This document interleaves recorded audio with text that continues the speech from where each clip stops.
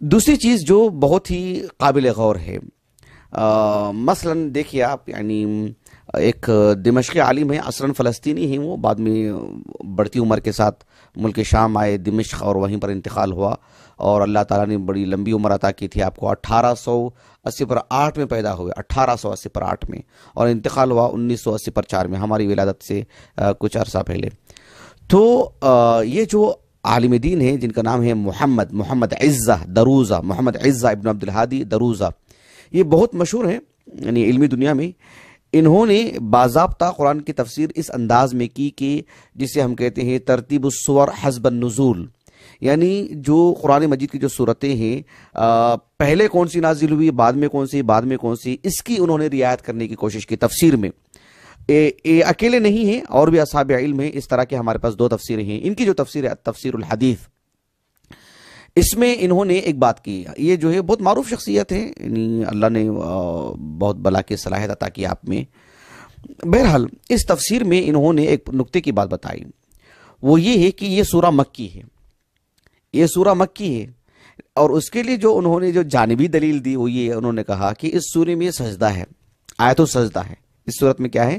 آیت السجدہ ہے۔ اور اگر اس حدیث عقبہ بن عامر جس کا ہم نے آپ کے سامنے ذکر کیا ہے، اور جسے تفصیل سے آپ کے سامنے ذکر کرنے والے ہیں انشاءاللہ اس کی تخریج وغیرہ، تو وہ جو حدیث عقبہ بن عامر ہے جس میں اللہ کے رسول سے پوچھا گیا صلی اللہ علیہ وسلم افی هذه السورۃ سجدتان، کہ اس صورت میں 2 سجدے ہیں اللہ کے رسول؟ اللہ کے رسول نے کہا کہ نعم، اللہ کے رسول نے کہا کہ ہاں اس صورت میں 2 سجدے ہیں۔ تو اس بنیاد پر انہوں نے کہا کہ قرآن مجید میں جو 14 سجدے ہیں، یا مان لیں کہ 15 سجدے ہیں، تو یہ سبھی کے سبھی جو سجدے ہیں یعنی آیت السجدہ جو ہیں یہ مکی صورتوں میں ہیں۔ سورۃ الاعراف کی آخری آیت اٹھا لیجیے آپ، سورۃ الرعد دیکھ لیجیے، سورۃ النحل دیکھ لیجیے، سورۃ الاسراء دیکھ لیجیے، سورۃ مریم، اور اسی طرح سے سورۃ الفرقان ہے، سورۃ النمل ہے، سورۃ الصاد ہے، اور سورۃ الانشقاق، اس سے پہلے سورۃ النجم، اور اس سے پہلے سورۃ فصلت ہے، سورۃ العلق ہے۔ ان سبھی صورتوں میں آیت السجدہ ہے، اور یہ سب کے سب بالاتفاق مکی صورتیں ہیں۔ تو سورۃ الحج بھی مکی صورت ہے، کیوں کہا کہ اس میں آیت السجدہ ہے؟ اگر 2 ہو تو پھر اس کی فضیلت بڑھ جاتی ہے، لیکن یہ یعنی اس بنیاد پر نہیں کہیں گے نا، مطلب یہ تو ایک جانبی دلیل ہو گئی، جبکہ اس سلسلے میں بالضبط قول موجود ہے نا عبداللہ بن عباس کا، دیگر اصحاب علم کا، کہ اس میں بیشتر آیاتیں مدنی آیات ہیں، بلکہ عبداللہ بن عباس کے کہنے کے مطابق تو سوائے 3 آیاتوں کی سبھی آیاتیں جو ہے یعنی یہ ایک مکی صورت ہے کہا، ایک مدنی صورت ہے کہا انہوں نے، ایک اور قول ان سے ملتا ہے کہ مدنی صورت ہے، کچھ آیتیں مکی صورت ہیں، یعنی یہ مختلط ہے۔ تو بہرحال یعنی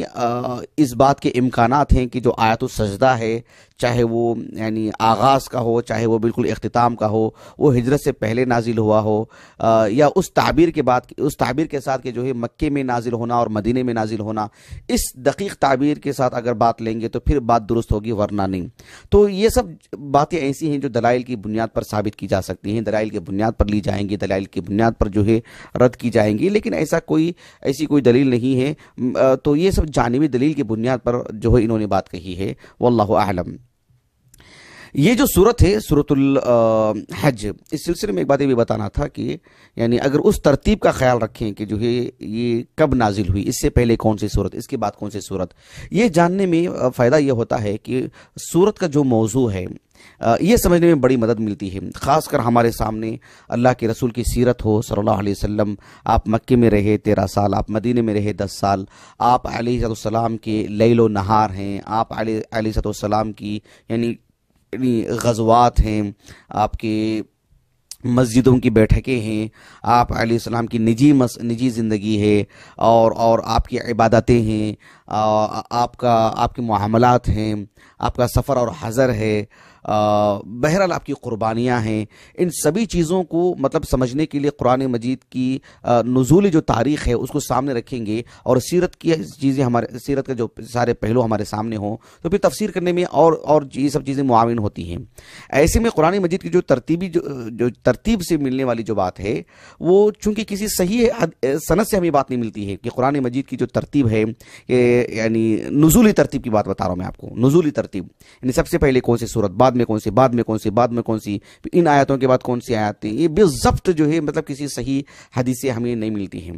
ایسے میں جو اصحاب علم نے ان تفاسیر کا لحاظ رکھا، جیسے ابھی ہم نے آپ کے سامنے ان کا نام بیان کرنا، محمد عزہ دروزہ کا رحمہ اللہ، تو یہ جو صورت ہے سورۃ الحج، یعنی واللہ اعلم کہ اس سے قبل جو ہے سورۃ النور نازل ہوئی ہے، سورۃ النور کے بعد سورۃ الحج نازل ہوئی، یا اس کے بعد جو ہے سورۃ المنافقون نازل ہوئی، سورۃ الحشر بھی قریب قریب نازل ہوئی ہے، سورۃ النصر اس کے قریب نازل ہوئی ہے، اور سورۃ التحریم اس کے قریب قریب نازل ہوئی ہے۔ تو اس سے اندازہ لگا سکتے ہیں کہ یہ سورت جو ہے مکے میں بھی نازل ہوئی ہجرت سے پہلے، اور مدینے میں نازل ہوئی، یعنی ہجرت کے بعد بھی نازل ہوئی ہے۔ تو اس کی کچھ آیتیں دیگر سورتوں کے آس پاس میں نازل ہوئی ہیں، تو پھر اس پیغام کو سمجھنے میں آسانی ہوتی ہے۔ تو یہ ایک بنیادی بات ہے جو اس سورت سے متعلق ہے، ورنہ جو ترتیب السور جو نزول کے اعتبار سے سب سے پہلے سورۃ العلق کی 5 آیتیں، پھر اس کے بعد کیا، پھر اس کے بعد کیا، اس دقیق ترتیب میں جو روایتیں ہمیں ملتی ہیں، کوئی روایت کلام سے پاک نہیں ہے۔ مثال کے طور پر سب سے زیادہ شہرت جس روایت کو ملتی ہے وہ معروف عالم دین ہیں الرئی کے، معروف عالم دین ابو زکریا ابن ذریس رحمہ اللہ کے جو پوتے ہیں، جن کا نام ہے محمد ابن ایوب ابن ذریس، ابو عبداللہ ان کی کنیت ہے، 294 ہجری سے وفات ہے ان کا۔ کتاب فضائل القرآن ان کی کتاب بہت مشہور ہے، الشاملہ میں موجود ہے۔ اس میں انہوں نے عبداللہ بن عباس رضی اللہ عنہما کی اس اثر کو اپنی سند سے کہ جو ہے مطلب مکی صورتوں کی ترتیب، مدنی صورتوں کی ترتیب انہوں نے نقل کی ہے، لیکن اس میں سورۃ الفاتحہ کا ذکر نہیں ہے۔ یہ ایک قابل غور بات ہے۔ تو 113 صورتوں کا ذکر ہے اس میں۔ یہ روایت کلام سے خالی نہیں ہے، اس پر تو میں نے سورۃ العلق کے آغاز میں بہت تفصیل سے اس کی سند پر میں نے بات کی تھی۔ اس کے علاوہ جو ہمیں روایتیں ملتی ہیں، جیسے روایت ابی بکر ابن الحارث کی جو روایت ہمیں ملتی ہے، وہ بھی کلام سے خالی نہیں ہے، جو جابر بن زید سے وہ روایت کرتے ہیں۔ اسی طرح سے یعنی جو ابو الحارث النیسابوری کی جو روایت ہے حسین بن واقد سے، وہ بھی کلام سے خالی نہیں ہے۔ امام زہری رحمہ اللہ سے جو روایت ملتی ہے، امام ابو بکر البیہقی رحمہ اللہ نے اکرمہ اور حسن البصری سے، اور ایک اور سند آتی ہے جو عبداللہ بن عباس سے وہ لاتے ہیں امام مجاہد رحمہ اللہ کے طریق سے۔ بہرحال کوئی سند جو ہے مطلب جس میں ارسال ہے، مرسل روایت ہے، منقطع روایت ہے، اور اسی طرح سے جو ہے اس میں یعنی دیگر علتیں بھی ہیں، کذاب روات ہیں جسے امام زہری رحمہ اللہ کے طریق سے ہیں، کوئی روایت اس سے خالی نہیں ہے، کلام سے خالی نہیں ہے۔ یعنی یہ کہا جائے کہ یہ جو ترتیب ہمارے پاس مصحف میں موجود ہے، جس یقین سے ہم کہتے ہیں کہ